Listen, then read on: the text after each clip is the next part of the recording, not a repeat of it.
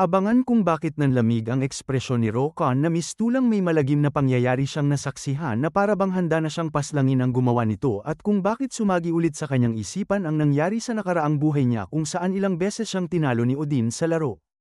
Kabanata 130. Nakarating na nga si Rolfi sa isolation ward at nung pagkabukas ng pintuan ay tatawagin na sana ni Rolfi ang pangalan ni Arima pero laking gulat niya na lang nung nakita niyang walang katao-tao sa loob ng silid. Hindi niya inaakalang magsisinungaling sa kanya ang emperador at mas lalong wala siyang kamalay-malay na may Sand Warrior pala sa likuran niya na malakas na tinamaan ang kanyang batok. Na para bang nagkaroon pa ng glitch sa realidad ng laro nung nahimatay si Rolfi. Ang nangyayari naman na sa imperyo ng Karyas ay nagtataka ang mga mamamayan nung napansin nilang nag-iba ang hugis ng obelisk. Hanggang sa biglang nagliwanag ng kulay berde ang mistulang mata ng obelisk at naglabas ito ng napakaraming mga tali na pinalibutan ang buong paligid. Hindi naman inaasahan ng mga taong nanunood lang sa nangyayari, nakakabit pala sa katawan nila ang mga kulay berdeng tali. Napasigaw na lang ang lalaking ito kung ano raw ang kumabit sa katawan niya. At sa hindi inaasahan na pangyayari ay mistulang biglaan na tumanda ang lalaki dahil hinigop pala ng berdeng tali ang lahat ng puwersa niya ng buhay. Kaya nagsitakbuhan na agad ang mga mamamayan na nasaksihan ang bangkay ng lalaki na natumba na lang sa lupa. Pero masyadong mabilis ang mga kulay berdeng tali kaya kahit gaano pa kabilis ang mga takbo nila ay naabutan pa rin sila ng mga berdeng tali. At nagsimula na nga ang obelisk na higupin ang puwersa ng buhay ng mga mamamayan ng Karyas. Pero hindi lang pala iisang obelisk ang naglabas ng napakaraming kulay berdeng tali kundi ang lahat ng mga obelisk na nagpakita sa syudad ay hinigop lahat ang mga puwersa ng buhay ng lahat ng mga mamamayan na hindi nakalikas. Sa loob naman ng silid ng emperador ay makikitang umaagos ang mga puwersa ng buhay na hinihigop ng mga obelisk sa malaking hiyas na ito. Unti-unti nang ang tumutulo ang mga nakolektang puwersa ng buhay na napupunta sa kulay pulang hiyas na nakakabit sa sahig ng silid. Na para bang unti-unti rin na nag-iiba ang kulay ng hiyas na dating kulay pula ay nagiging kulay berde na ngayon. Nung napansin ito ni Rokon ay ipinaliwanag ni Horot na yun ay ang puwersa ng buhay na ibinibigay ng mga tao at yun din ang ugat ng kapangyarihan na nararapat din na bawiin ang kanilang kamahalan. Idineklara na ni Horot na malapit nang mabawi muli ng kanilang kamahalan ang dakilang anyo nito. Habang inilalabas niya ang kanyang axe ay tinanong lang ni Rokon na anong dakilang anyo. Magkakaroon ba siya ng mga mas malalaking mata?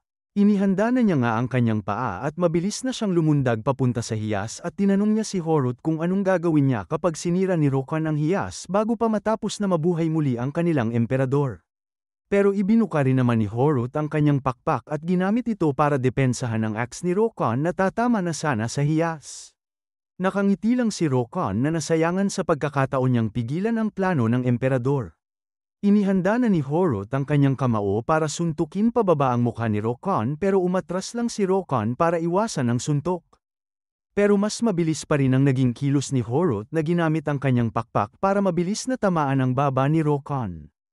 Inilabas ni Rokon ang pangkamay na axe niya na madali lang na dinepensahan ni Horot gamit ang kanyang mga pakpak. Ibinuka na rin ni Horot ang mga pakpak na ginamit niyang pangdepensa para paatrasin si Rokon kaya walang nagawa si Rokon kundi tumalon papalayo. Habang isinusuot ang headpiece ng Haring Leon ay iniisip niyang masyado pang maaga para gamitin ang Berserk. Kaya ang headpiece ng Haring Leon na raw muna ang gagamitin niya. Mabilis na ngang lumundag si Rokon para sugurin si Horot at nagliwanag pa ang kanyang mga mata nung inihanda na niya ang kanyang atake na nakagawa pa ng napakalakas na pinsala sa buong paligid kaya walang nagawa si Horot kundi gamitin ulit ang mga pakpak niya para depensahan ang kanyang sarili. Nung nagulat na lang si Horot sapagkat parang huminto ang oras niya kaya madali lang na nakalapit si Rokon para hiwain ang kanyang dibdib. Hindi pa tapos si Rokon sa atake niya kaya gagamitin na niya ulit ang kanyang axe pero wala ring balak si Horot na umatras. Kaya biglang nagliyab na nga ang kanyang kamao na mabilis na inihanda ang kanyang suntok at tumama na nga ito sa tiyan ni Rokon. Kapansin-pansin pa ang malakas na pinsala ng suntok ni Horot sa katawan ni Rokon kaya tinawag pa ni Rokon si Horot na bastardo habang dumudura ng dugo. Biglang nagliwanag ang pangkamay na axe ni Rokon at ginamit ang kanyang skill na bomb na pinalipad ang nagliliyab na axe papunta kay Horot. Napangisi lang si Horot sapagkat masyadong halata raw ang atake ni Rokon kaya madali niya lang itong iniwasan at nilagpasan na lang nga siya ng atake ni Rokon. Pero agad na nagulat si Horot at si Rokan na ngayon ang nakangisi. Sapagkat hindi na malaya ni Horot na ang totoong punteriya pala ni Rokan ay ang hiyas ng emperador na nasa likuran niya. Nung dumapo na si Rokan sa sahig ay natutuwa pa siyang sinabihan si Horot na dapat hinarap niya ang atake ni Rokan at bakit pa niya ito iniwasan. Pero nagtaka na lang si Rokan nung nawawala na ang alikabok sa paligid na sanhi ng skill niyang bomb. Sapagkat may nakikita siyang kakaibang anino na nasa tabi ng hiyas at napansin niyang maayos pa rin ang kalagayan ng hiyas na dapat nasira na sana ngayon. Kaya lubos ang kanyang pagkagulat sa kakaibang pangyayari na nasaksihan niya. Kabanata 131. Habang inilalabas ni Rokan ang pangkamay na axe niya ay tinawag pa niyang baliw na bastardo si Horot at tinanong na nagtatago sila ng ganun. Alam na ni Horot ang susunod na gagawin ni Rokan kaya habang papalapit kay Rokan ay sinigawan niya siya na itigil ni Rokan ang ginagawa niya. Ginamit na nga ni Horot ang buong katawan niya para patumbahin si Rokan at nakakagawa pa ng malaking pinsala sa paligid ang labanan ng dalawa. Sa kalagitnaan ng kanilang laban ay nagawa pa ni Rokan na sipain papalayo si Horot na natumba na lang sa sahig. Parang nagagalit pa si Rokan na sinusubukan na bumangon habang iniisip na nabigla nga talaga si Horot sa pag-atake niya sa hiyas kanina kaya ngayon ay parang hangal na si Horot na sinusugod siya na walang pakialam sa depensa. Tumayo na si Rokan at siya na ang sumugod kay Horot na iniisip na mas mabuti para sa kanya ang ginagawa ngayon ni Horot. Mabilis nang natamaan ang ulo ni Horot na parabang nawala pa ito dahil sa sobrang lakas ng pagkakasipa ni Rokan. Inihanda na ni Rokan ang kanyang axe at hiniwa ulit ang dibdib ng taong ibon. Habang napapamura na lang si Horot sa kanyang isipan na masyado raw siyang naging pabaya sa laban nila kanina at pinoproblema niya rin na hindi pa tapos ang muling pagkabuhay ng kanyang kamahalan. Nagsisimula na ngang lumabo ang paningin ni Horot habang iniisip niyang kung magpapatuloy ito ay matatalo nga talaga siya ni Rokan. Kaya biglang nagliyab na ulit ang kamao ni Horot at ginamit niya ang kanyang suntok para depensahan ang axe ni Rokan. Nagtinginan na lang ang dalawa na parang nagulat pa si Rokan sa ginawa ni Horot. Malakas na pinadyak ni Horot ang paa niya at habang paatras pa lang si Rokan dahil sa banggaan ng mga atake nila ay biglang nagliyab na ulit ang kamao ni Horot na iniisip na kailangan niyang ilayo si Rokan sa lugar na ito.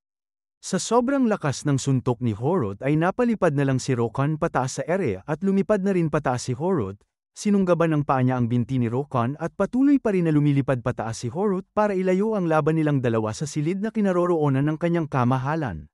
Sinisigawan pa siya ni Rokan na bitawan niya siya pero parang walang naririnig ang taong ibon na ipinagpatuloy pa niyang lumipad. Nung nakalabas na sila sa pyramid ay doon na nawala ng pake si Horot kay Rokan kaya itinapon na niya siya pababa. Kaya mas lalo pang naasar si Rokan na tinawag si Horot na chicken head at tinanong kung nababaliw na ba siya. Kung ano raw ang ginagawa niya sa gitna ng laban nila. Ang sagot lang ni Horot ay kailangan niya raw na unahin ang muling pagbuhay ng kanyang kamahalan kaya hindi na mahalaga ang laban niya sa bastardo na tulad ni Rokan. Napasigaw na lang si Rokan ng mura habang tuluyan na nahuhulog sa ere at bumagsak na nga siya sa isang bahay. Tinawag lang ni Rokan si Horot na takot at nagrereklamo pa siya dahil masyadong masakit ang pagkakabagsak niya. Nagtaka na lang si Rokan nung may tumawag sa pangalan niya. At napanganga na lang siya sa gulat na tinanong kung ano ang ginagawa ni Arima at ng mga bata sa lugar na ito. Pero nagtaka lang din si Arima sa tanong ni Rokan dahil ito raw ang bahay niya. Napatingin na lang si Rokan sa nasirang parte ng bubong na sanhi ng pagkabagsak ng katawan niya. Nagpapawis lang na ipinaliwanag ni Rokan na ang ibig sabihin niya ay akala niyang kasama na ngayon ni Arima si Rolfi kaya nagtataka siya kung bakit andito pa rin siya. Nagtataka na rin ngayon si Arima dahil hindi pa niya ulit nakikita si Rolfi simula nung umalis siya na kasama si Rokan.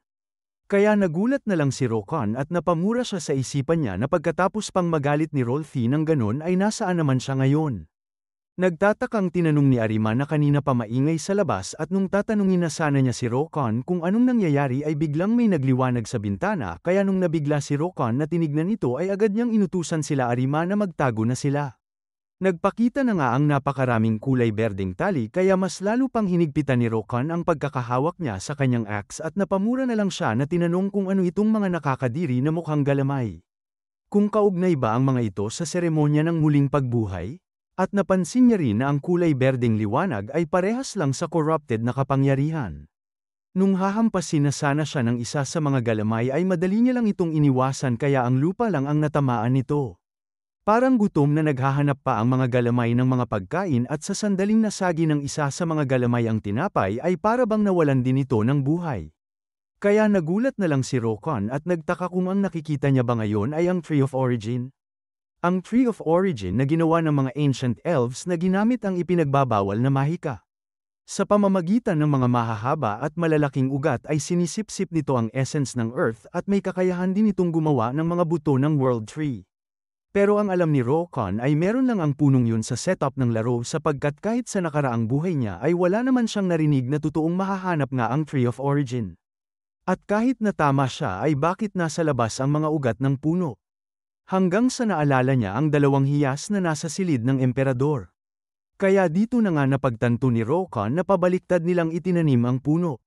Sa pamamagitan ng corrupted na kapangyarihan ay pinalitan nila ang pagkaayos ng puno para kunin ang bloodstones ng mga nabubuhay na nilalang.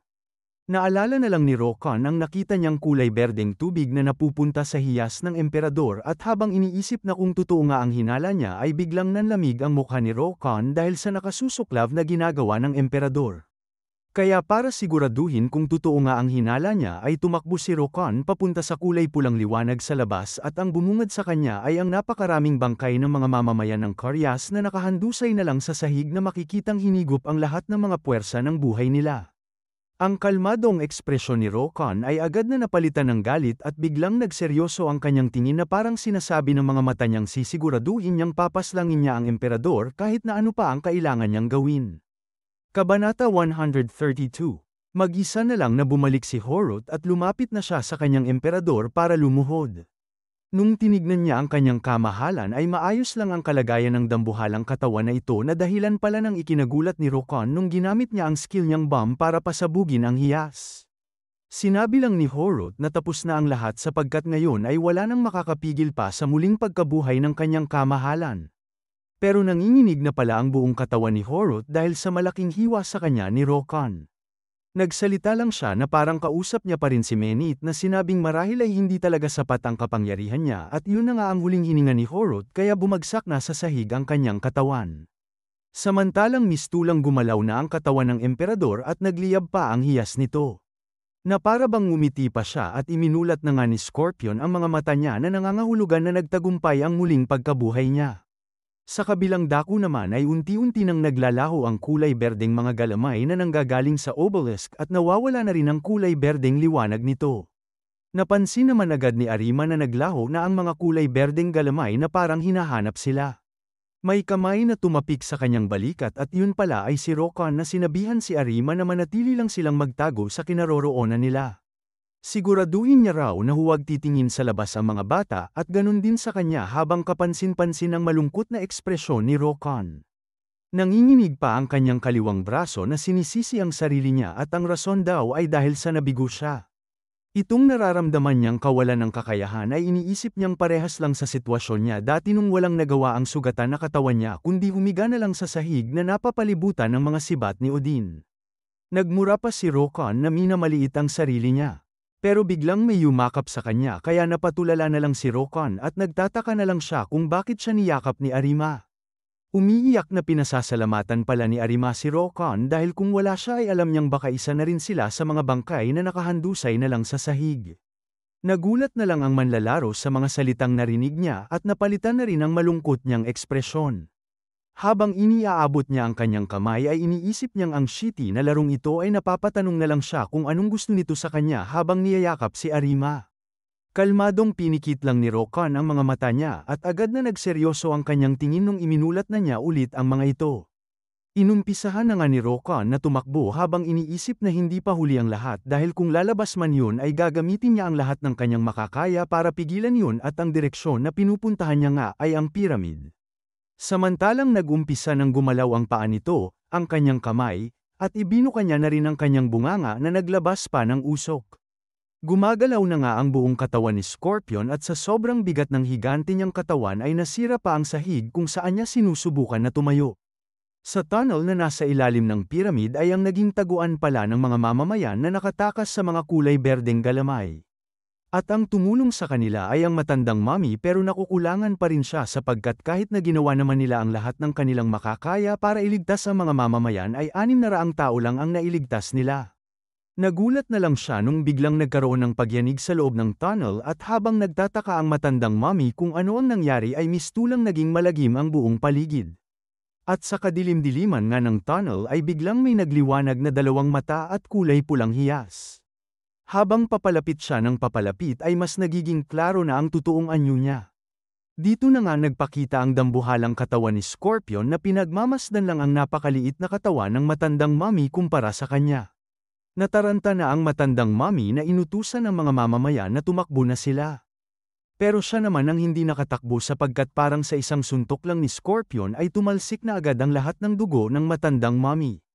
Inumpisahan nang ang habulin ni Scorpion ang mga mamamayan na nagsitakbuhan pagkatapos nilang masaksihan ang karumal-dumal na nangyari sa matandang mommy. Tinawag pa sila ni Scorpion na mga walang utang na loob na mga nilalang. Ang lakas pa raw ng loob nila na suwayin siya at magtago sa lugar na tulad nito. Sa isang balon naman na nasa kalagitnaan ng syudad ay maririnig ang mga natatarantang sigaw at nagsilabasan na nga ang mga mamamayan na nagtago sa tunnel. Kaya nagulat na lang si Rokon nung nakita niyang lumalabas sa balon ang mga mamamayan at natataranta ang mga mamamayan na tumatakbo papalayo. Hindi niya rin inaasahan ang biglang pagyanig sa lupa at unti-unti nang lumabas sa ilalim ng lupa ang dambuhalang at nakakatakot na anyo ni Scorpion na mistulang nakangiti pa siyang hinahabol ang mga inosenteng mamamayan ng imperyo niya. Isinigaw pa niya ang kanyang deklarasyon na katapusan na raw sapagkat sisirain niya ang lahat at magsisimula siya ng panibagong panahon. Pero sinabi lang ni Rokon na ang puwet niya ang panibagong panahon. Tinanong pa ni Rokon na nanggaling ang deklarasyon na yun sa isang bastardo na hangarin lang ang nasa isipan niya. Agad nang nagliyab ang buong katawan ni Rokon sa sandaling isinuot niya ang headpiece ng Haring Leon at ipinadyak niya ng malakas ang kanyang paa. Na para bang nagkaroon ng upgrade kay Rokon dahil sa mas maganda niyang headpiece at sa pagliyab ng kanyang enerhiya.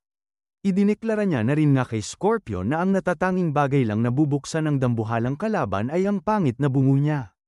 Mga boss, kung nag-e-enjoy kayo sa mga quality na Tagalog recap videos ng channel na ito ay mas enjoyable kapag kayo ay nag-like, subscribe, at share sa mga kakilala nyo dahil ito ay para na rin sa patuloy na pag-upload ng mga quality videos sa channel.